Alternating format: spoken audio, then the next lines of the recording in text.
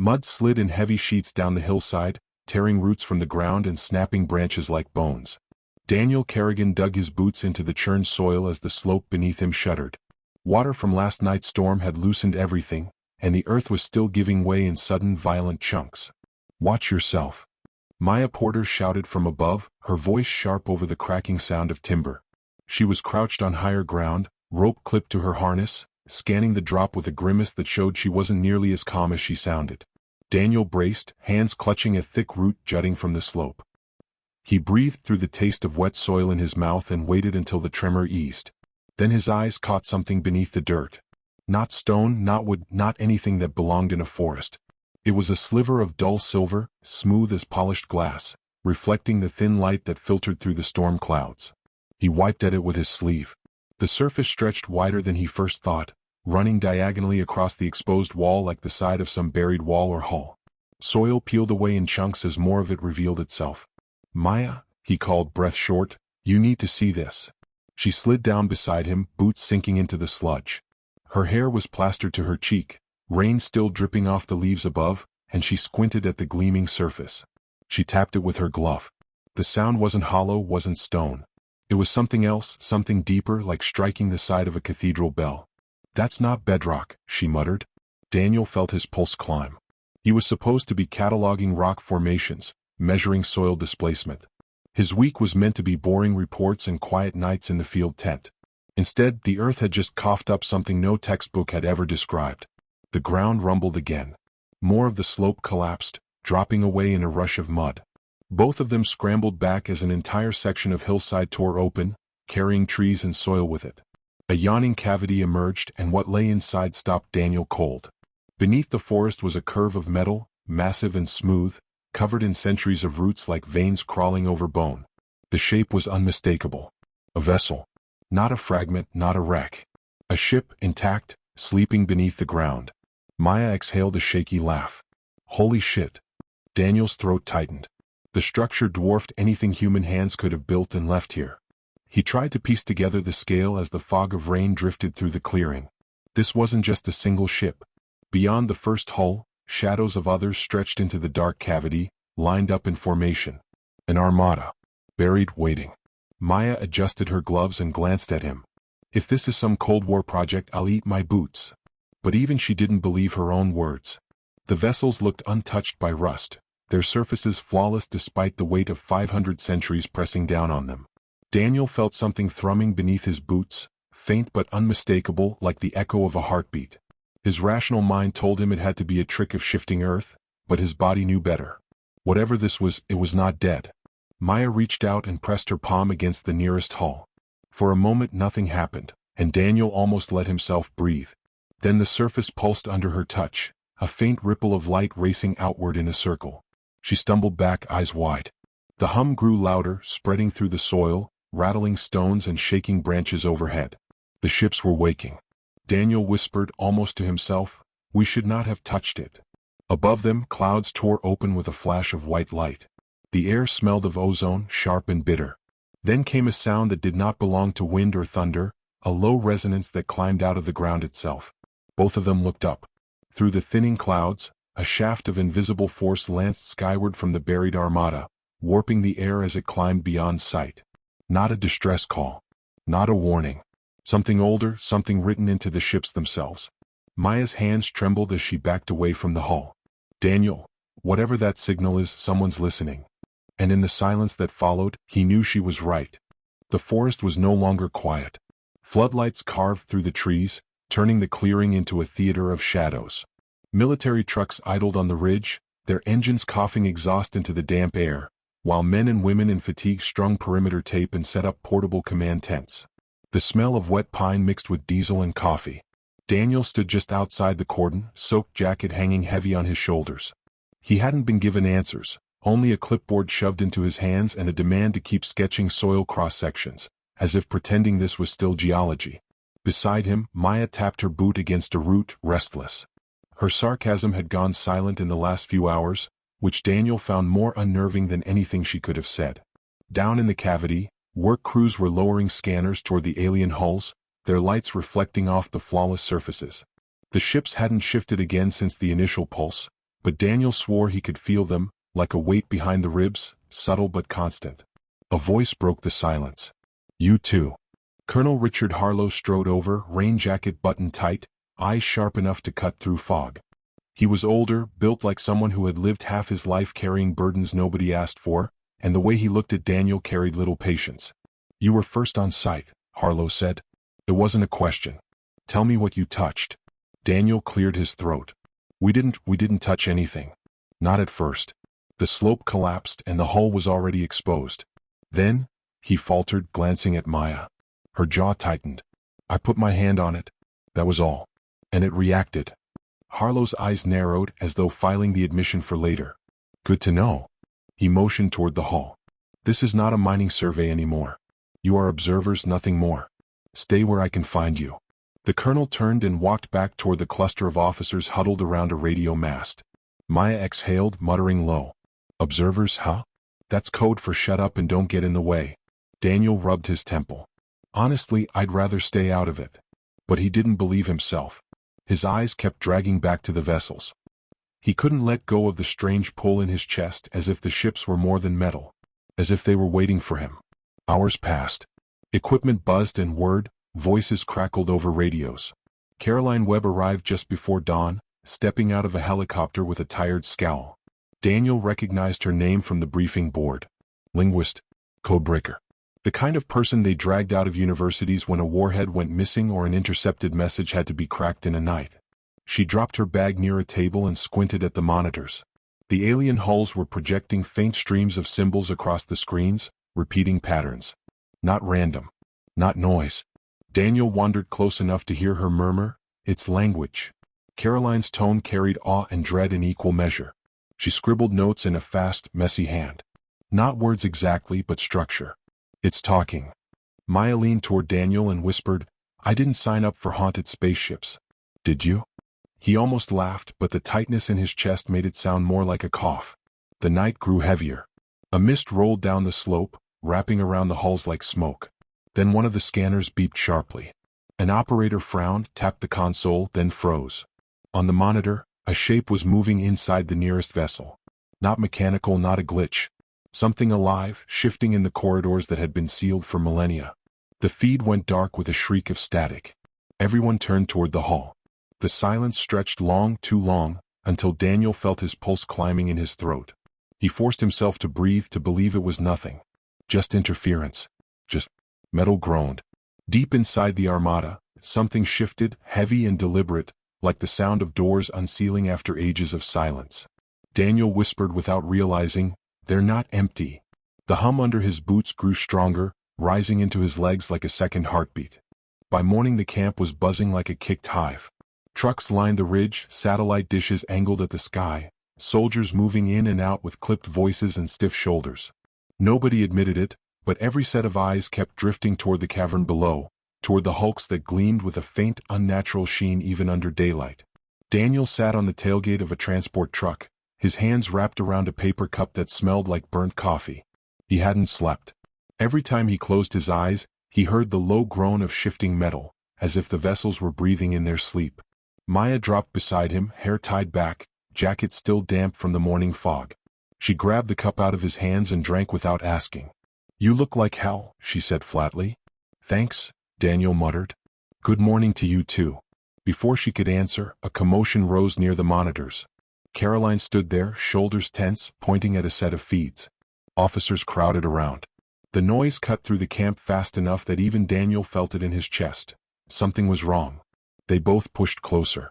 On screen, the scans of the cavern showed wide, overlapping outlines of ships, massive curves of metal layered like ribs in the earth. But one outline was missing. A vessel that had been visible in earlier sweeps was no longer there. The feed was replayed. Midnight. The ship was in place. Then the screen glitched, a static ripple, and when the image cleared again, the vessel's silhouette was gone. No collapse. No break in the soil. Just gone. Caroline's voice was calm but strained. "These aren't ruins. They're functioning craft.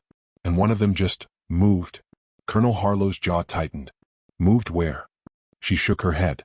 "That's the problem. There's no evidence of exit. It's as if it walked away." The colonel didn't laugh, didn't sneer. He just gave a quiet order and squads began gearing up. Hours later, the missing ship was found. 2 miles from the site, tucked beneath a canopy of cedar trees, its hull steaming faintly in the cold air. The soil around it was scorched in strange circular patterns, like symbols burned into the earth. Daniel was part of the group brought to inspect it, though he wasn't sure whether he was there as an asset or a liability. Standing before the displaced craft, he felt his stomach twist. The vessel was smaller than the others but still massive, curved like a blade buried in the ground. It had not crashed or broken through the forest floor. It had simply appeared there, as though the earth itself had opened to let it through. Maya whispered, "Ships don't walk. Not even alien ships." Daniel swallowed hard. Maybe these do. The soldiers circled the perimeter, weapons tight against their shoulders. One of them sent a drone up to scan the hull. The machine hovered for a few seconds before the craft reacted. Without warning, a ripple of light tore across its surface. The drone split cleanly in half, dropping to the ground in 2 smoking pieces. The soldiers raised their rifles instantly. "Hold fire." Harlow barked, but his voice carried tension, not control. Caroline stepped forward, clutching her notepad, staring at the vessel with a look that bordered on fascination. "It's protecting itself." That wasn't an attack. It was a warning. Daniel couldn't tear his eyes away. The hum inside his chest was stronger here, sharper. It felt like pressure on his bones, like the ship was aware of him. A thought wormed its way into his head, unbidden and terrifying. What if it recognized him? The trees around them creaked in the breeze, but the air felt wrong, heavy. As the soldiers backed away, something caught Daniel's attention. On the forest floor, near the scorched circles, boot prints. Dozens of them. But they weren't pressed into mud. They sank directly into the earth, deep impressions leading toward the vessel's hull before vanishing completely. He crouched, tracing one with his hand. The soil was hard, undisturbed everywhere else. The prints weren't made by weight. They were burned into the ground. When he looked up, Maya was staring at him, pale. "Please tell me those belong to us." Daniel couldn't answer. His mouth was too dry, his pulse too loud. The sound came then, faint but distinct, a low thrum from deep inside the vessel, followed by the unmistakable echo of movement. Not mechanical. Not random. Footsteps, slow and deliberate, like something pacing within the metal walls. Every soldier froze. The forest grew quiet, too quiet, as if the birds themselves had abandoned it. Daniel whispered, almost to himself, "We woke something up." And for the first time he wasn't sure they were still the ones watching. The sky tore open 3 nights later. It began as static across satellites, then flashes of interference streaking through communication lines. At first the government spokespeople insisted it was nothing more than a solar flare. But the lie crumbled when people in Oregon, in London, in Tokyo, all looked up and saw the same thing. A shape burned through the stars.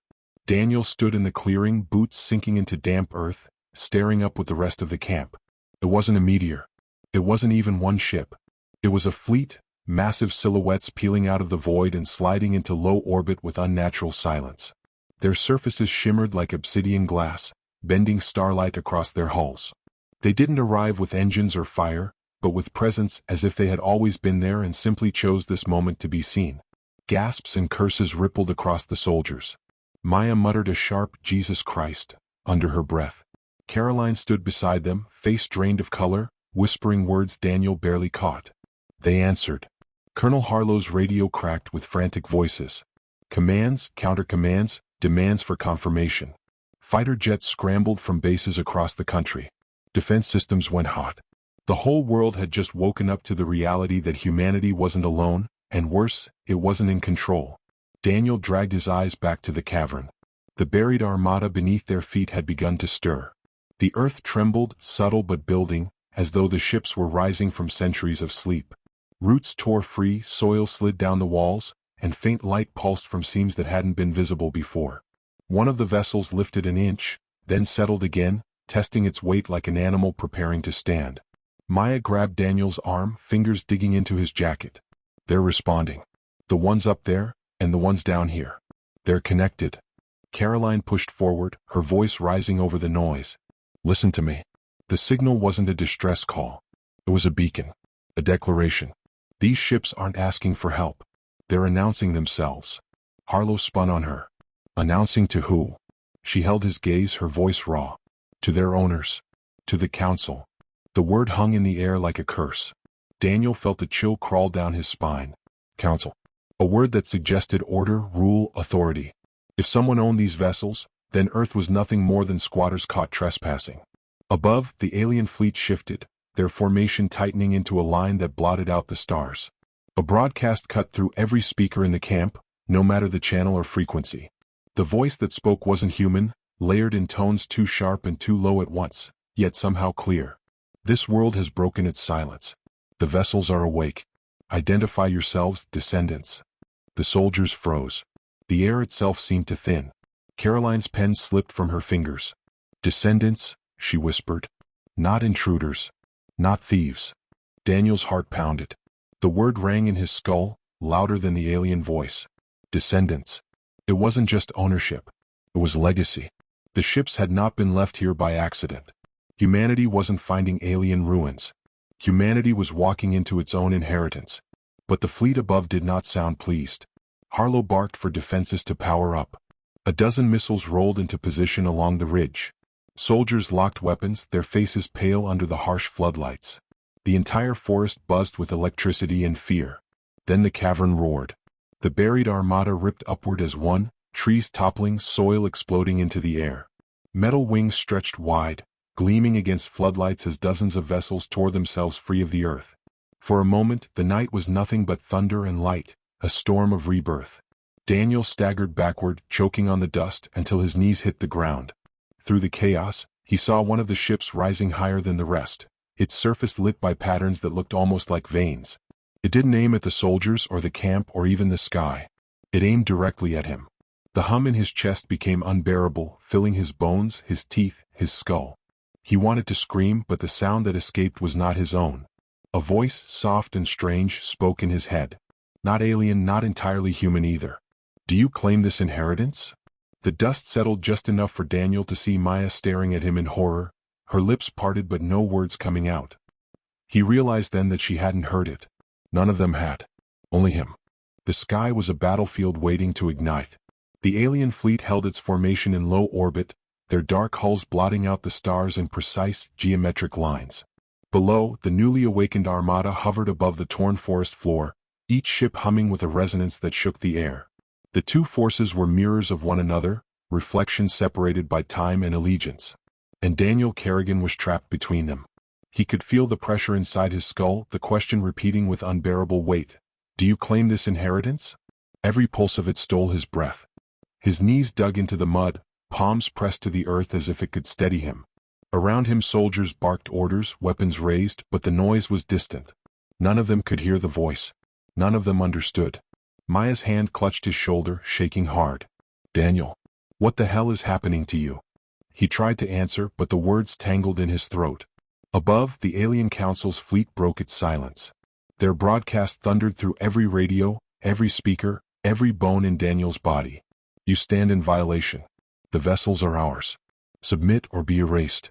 The soldiers panicked. Fingers tightened on triggers. Missiles primed. Colonel Harlow's voice cracked as he shouted for calm, but the fear was too raw. Humanity's reflex was to fight, even when the fight looked hopeless. And then the ground armada moved. The ships buried for 50,000 years rose higher, metal groaning like mountains breaking free. They didn't point weapons at the humans. They pointed outward, aligning their sleek hulls toward the sky, locking onto the fleet above. Shields of translucent light rippled across their surfaces, as if ready to intercept the first strike. Maya's grip tightened. Daniel, they're waiting for you. He knew she was right. The hum inside him had reached a fever pitch, a vibration that demanded a choice. He staggered to his feet, his voice raw as he shouted at the storm, at the sky, at the ships that had been asleep until his clumsy hand woke them. We're not yours. The camp went still. Soldiers lowered weapons just enough to listen. The air carried his words farther than sound should. Daniel's chest heaved. We are not your lost colony, not your slaves, not your children waiting for orders. We are human. We fought every inch of this world to survive, and we did it without you. If this is our inheritance, then it belongs to us, not you. For a heartbeat there was silence. Then the buried armada answered. Every ship lit with fire, brilliant arcs of energy stretching like veins across their hulls. The resonance in the air shifted from question to confirmation. The inheritance had been claimed. The alien council's fleet stirred. A dozen weapons lit their black surfaces, beams charging with sickening light. But when they fired, the shots never reached Earth. The ancient armada intercepted, shields glowing as they absorbed the strike. The forest shook with the impact, but the ground held. Humanity was not defenseless anymore. Caroline clutched her notebook, voice trembling with awe. They obey him. Colonel Harlow didn't argue. He only whispered, almost to himself, God help us. The council's broadcast thundered one last time, their voices cracking with fury. You have declared yourselves. Then you will face the war you invite. And just as suddenly as they appeared, the alien fleet vanished into the black, leaving only silence in their wake. Not retreat, not surrender. A promise? The dust settled across the ruined forest. The armada lingered in the sky, a shield above Earth, silent guardians waiting for command. Daniel stood beneath them, shaking, his voice gone, but his decision carved into history. Maya stepped close, her voice low. You realize what you just did? He nodded faintly. His throat was raw, his body trembling, but the weight inside his chest had finally lifted. Yeah, he whispered. I painted a target on us. She gave a humorless laugh, the kind that carried more fear than amusement. Then I guess we better learn how to fight like hell. Above them, the alien ships held formation, silent and waiting, a crown of fire over a world that had just claimed its place. Humanity was no longer hidden, no longer silent. And somewhere in the dark beyond the stars, war was already on its way.